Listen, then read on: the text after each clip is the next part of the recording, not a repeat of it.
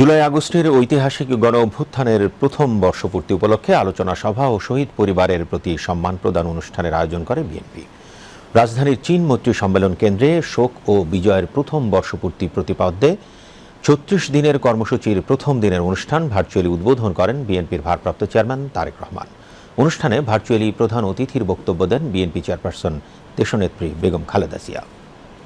গুম, খুন, বিচার, বহির্ভূত হত্যার শিকার যারা হয়েছেন তাদের তালিকা প্রস্তুত করতে হবে। দ্রুত বিচারের ব্যবস্থা ও রাষ্ট্রীয় স্বীকৃতি নিশ্চিত করতে হবে। প্রতিটি পরিবারের সম্মানজনক পুনর্বাসন ও নিরাপদ ভবিষ্যৎ নিশ্চিত করতে হবে।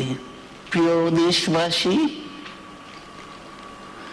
আমাদের সামনে যে সুযোগ সৃষ্টি হয়েছে নতুন করে গণতান্ত্রিক ব্যবস্থাকে প্রাতিষ্ঠানিক রূপ দেওয়ার, তা আমাদের দ্রুত সম্পন্ন করতে হবে।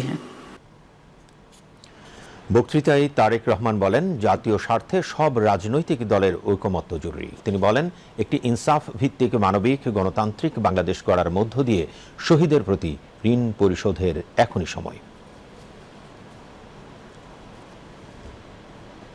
ফ্যাসিবাদ বিরোধী এই আন্দোলনে অসংখ্য মানুষ শহীদ হয়েছেন।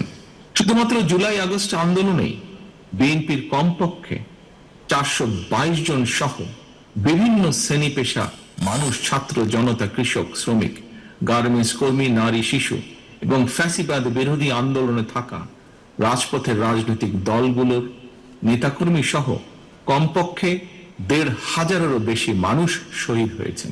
2024-এর ফ্যাসিবাদ বিরোধী বাংলাদেশের ইতিহাসের প্রতিটি অধ্যায় এভাবেই শহীদ আবু সাইদ, ওয়াসিম, মুগ্ধের মতন হাজারো লাখো মানুষ অকাতরে জীবন দিয়েছেন, হতাহত হচ্ছেন আরো বহু। আমাদের প্রশ্ন, সকলের প্রশ্ন, মানুষ কি এভাবেই জীবন দিতে থাকবে? তাহলে এই মানুষগুলো কিন্তু কানাডার বেগমপাড়ায় অথবা মালয়েশিয়ায় সেকেন্ড হোম কিংবা সুইস ব্যাংকে অ্যাকাউন্ট খোলার দাবিতে কিন্তু আন্দোলন করেনি। তাদের দাবি ছিল রাষ্ট্র এবং সমাজে গণতন্ত্র এবং মানুষের অধিকার প্রতিষ্ঠা। সম্মানিত অতিথিবৃন্দ, বর্তমানে ফ্যাসিবাদ মুক্ত পরিবেশে জনগণের সামনে একটি আধুনিক প্রত্যাশিত গণতান্ত্রিক বাংলাদেশ গঠনের সুযোগ তৈরি হয়েছে। সুতরাং জনগণের বাংলাদেশে জনগণের সরাসরি ভোটে জনগণের প্রতি জবাবদিহিমূলক নির্বাচিত গণতান্ত্রিক সরকার প্রতিষ্ঠা করে লাখো শহীদের কাঙ্ক্ষিত একটি ইনসাফ ভিত্তিক গণতান্ত্রিক মানবিক বাংলাদেশ গড়ার মধ্য দিয়েই শহীদদের প্রতি আমাদের ঋণ পরিশোধের এখনই সময়। জুলাই আগস্ট অভ্যুত্থান কর্মসূচি পালনে গঠিত কমিটির আহ্বায়ক রুহুল কবির রিজভীর সভাপতিত্বে অনুষ্ঠানে বিশেষ অতিথির বক্তব্য রাখেন বিএনপির মহাসচিব মির্জা ফখরুল ইসলাম আলমগীর। অনুষ্ঠানে অংশ নেন বিএনপি ও বিভিন্ন রাজনৈতিক দলের নেতাকর্মী এবং আন্দোলনের শহীদ পরিবারের সদস্য।